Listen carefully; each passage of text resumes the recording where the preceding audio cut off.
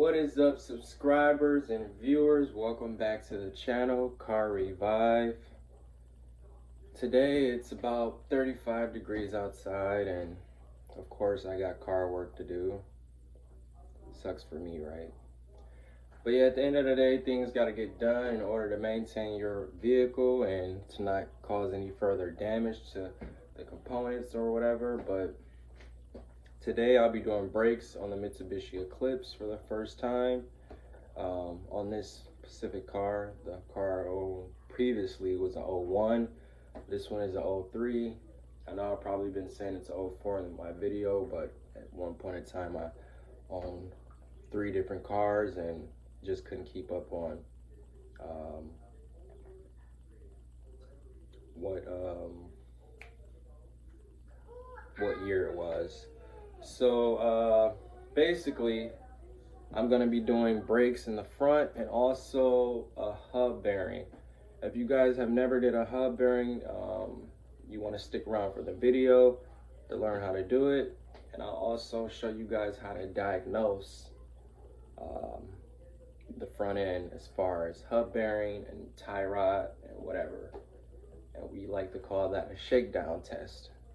Now, when you're doing a shakedown test on the car, you want to have the car jacked up, obviously. That way you can get the most out of your shakedown test. And you can also spin the wheels to hear the bearing also. So basically, made myself a cup of coffee here. Get filled up. Had a pretty light breakfast. So at this point, I'm just waiting on my girlfriend to come back. I swear these kids, they wake up wanting this Nestle Quick stuff so bad.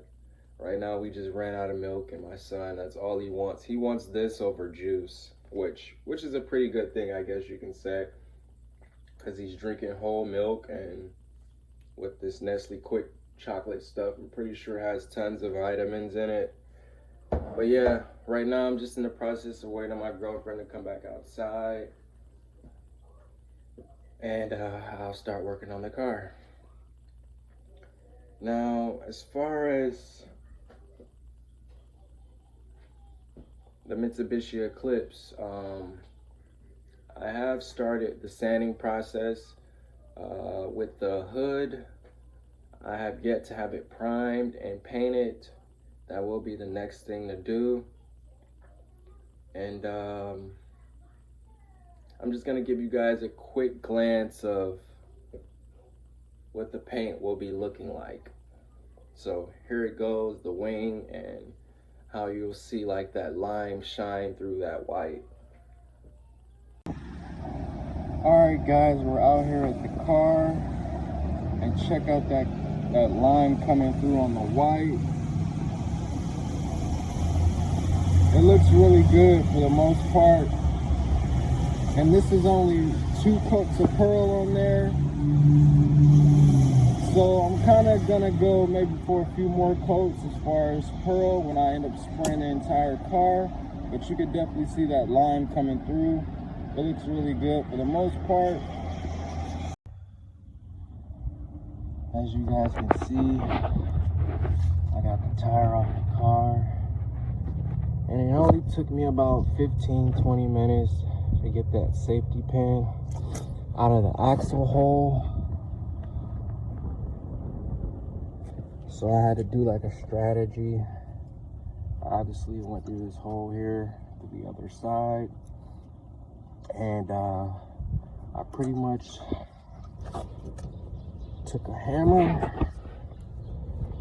and tapped it through. It probably bent up a little bit, but I used the vice grips to straighten it back out, and then from there I got it halfway out, and then from there I took the hammer and I had it snug and tight on this end, and I just tapped it out. I had the vice grips, and the vice grips pulled it right out of there. Right now my WD-40 spray isn't working, so I'm just trying to do this job without having to go to the store and buying anything. But this is what the piece is supposed to look like.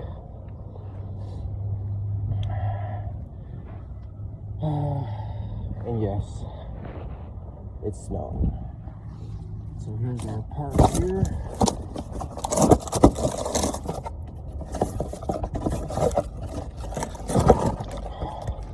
This thing's gonna look pretty clean on here once it's on. So the next thing we have to do is remove the brake bracket and caliper. I'm putting new brakes on here as well. That's needed. And first things first, put the tire back on. Zip one of these on, the nuts, and then shoot this thing off. Now I'm not sure what the size is, but I know I got just about every one of those. But let's get this thing continue going.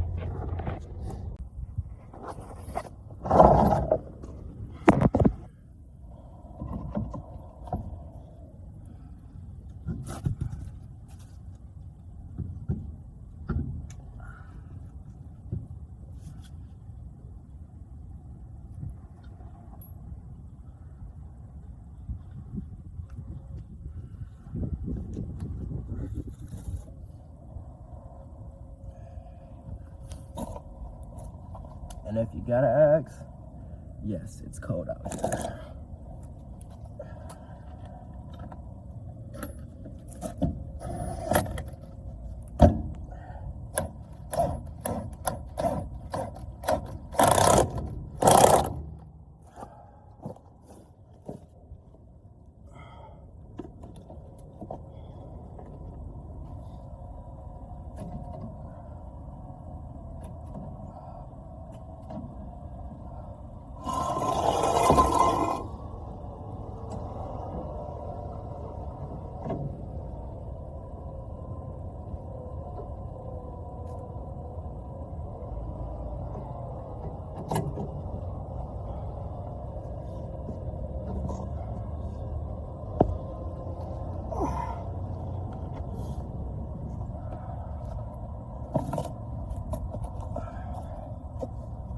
So I got the tires touching the ground now.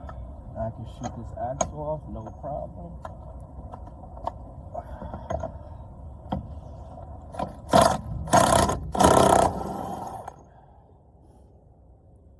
There's our castle nut. Now from there, I gotta jack the car right back up. And then from there, I'll be able to remove our hub and reinstall the new one. So be back in a second, guys. So it got us to this point. Obviously, the caliper is removed already. 2 bolts, brake pads are out.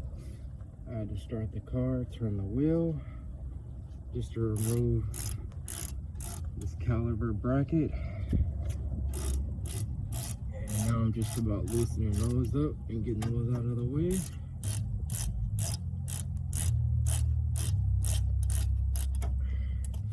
So I'll show you guys what's next. I must say I'm starting to make this look so easy. So now what I actually did, I put the castle nut back on, but I put it on backwards. And from there, I put it down as far as it could go to the surface. And I tap the axle back.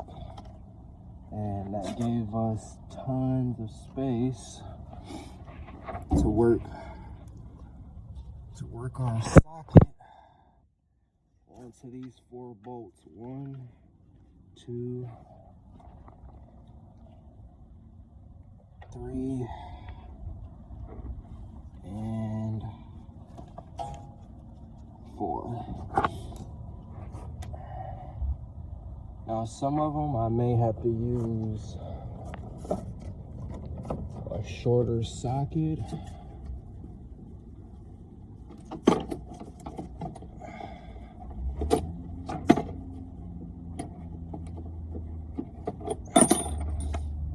With an extension, but it's gonna work. It's going to work, trust me. So let's get those out. So here we are. I got one of the bolts out. That bottom one there. So I just got this top one here. And bolt on this side. The top and the bottom. So what I had to do was I had to remove the strut. And this bolt right here gave me a hard time until I cleaned it up a little bit with the wire brush, and that kind of freed it up a little bit. Trusty wire brush. You guys should invest in one of those. Oh, and here we have a problem with a ball joint, as you can see with the control arm on this thing. It's basically rusted, and bushing is popped. So I need 2 new control arms on this thing, minus the struts. And things are moving along great at this point. Pretty satisfied with the work and where it's going, and just trying to keep this thing going here.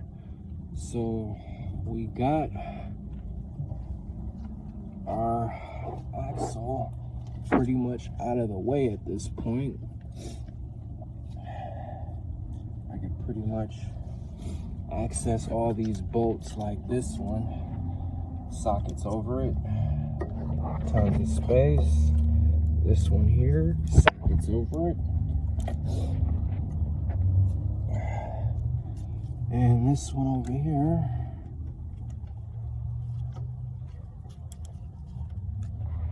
socket fit right over it. So there you go. So basically the easiest way to do this is to push the axle back and to free the strut and lower the assembly.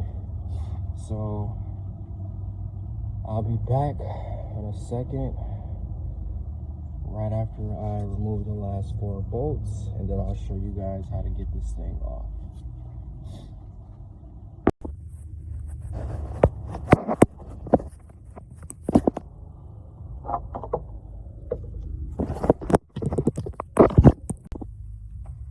That bolt right there, it's coming right through.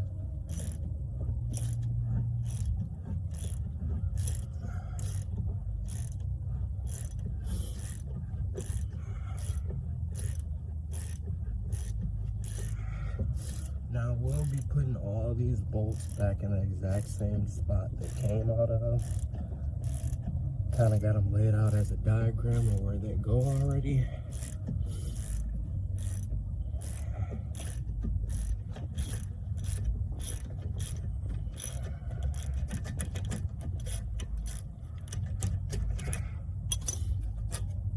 That's the bottom.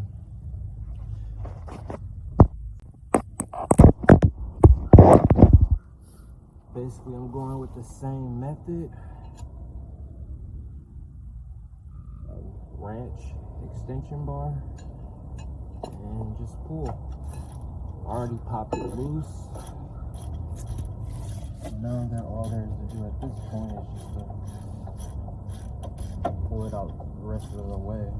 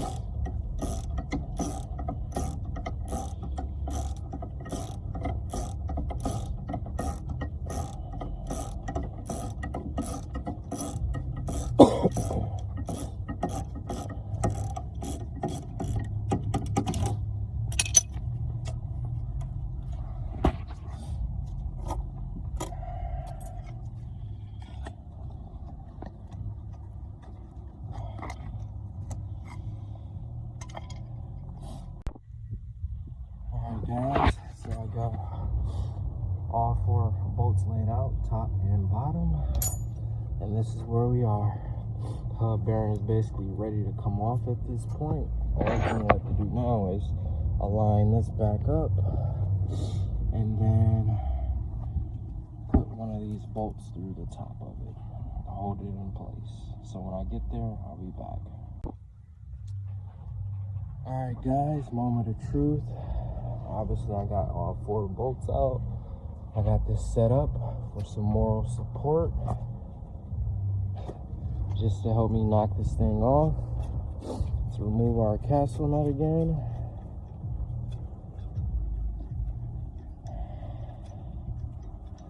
Sit that off to the side. Grab our sledgehammer. And from there, just bang her off.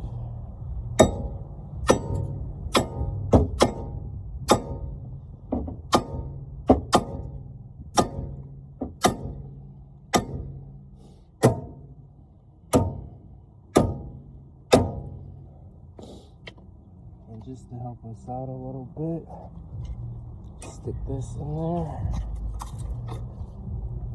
Kind of move it around.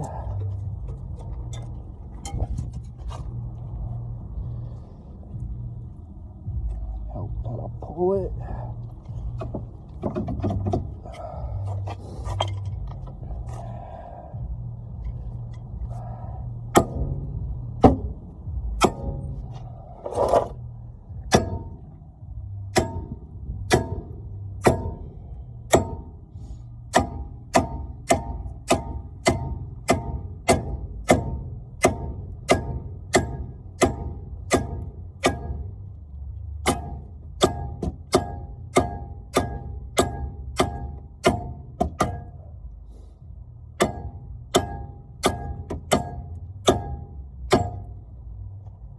So I'm gonna need both hands for this. I'll be back as soon as I got it off. But as you can see, it's making its way off.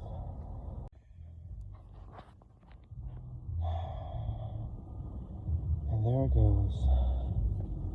It took quite a beating to get this thing off, but we got her off.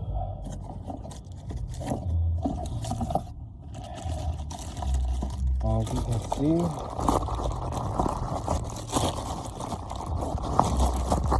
as I always love to say,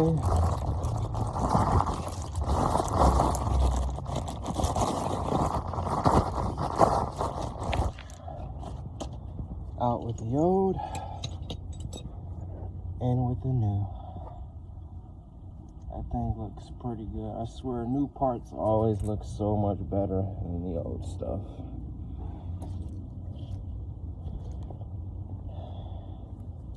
Gonna look good on there. But before we go slapping anything on there,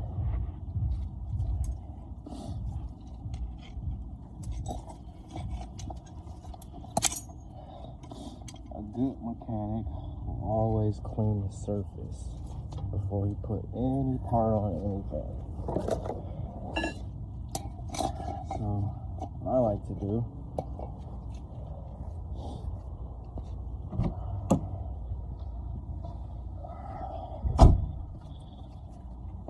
I like wire brushing.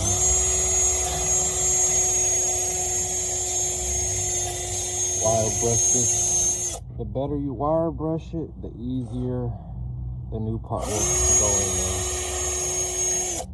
So once I'm done with the wire and brush part, I'll just reinstall, do everything back in reverse, and install the new brake pads. If you guys haven't seen how to do brake pads or curious about how to do them, check out my videos in the DIY content on my page. I mean the DIY content of my page. Do it yourself. It'll show you guys how to do brakes, and there's tons of other videos out there, something similar to this. So I'll be back once the hub bearing's on.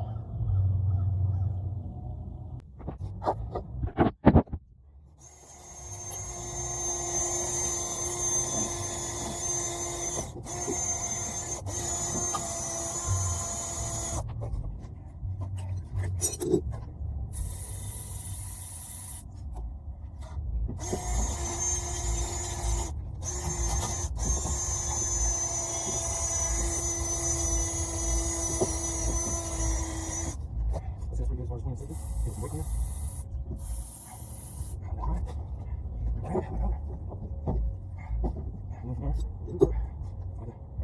Nice little grease that slides up this a lot easier. Not a whole lot, just enough. Let's get enough in there. Yeah, nice little grease.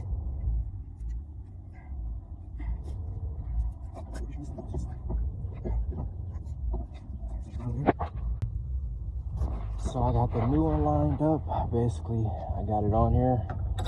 I put a socket up to the back of the part and just used the hammer and tapped it in place with the grease and everything greased up, and it went right on there on its own.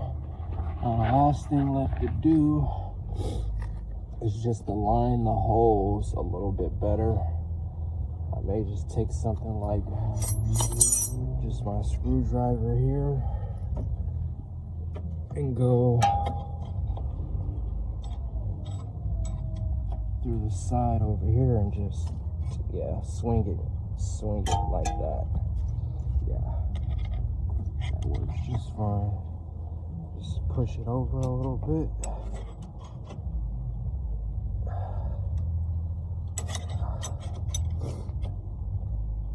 Yep, that's it right there. It's aligned. And then just put the bolts in reverse, and that's pretty much it.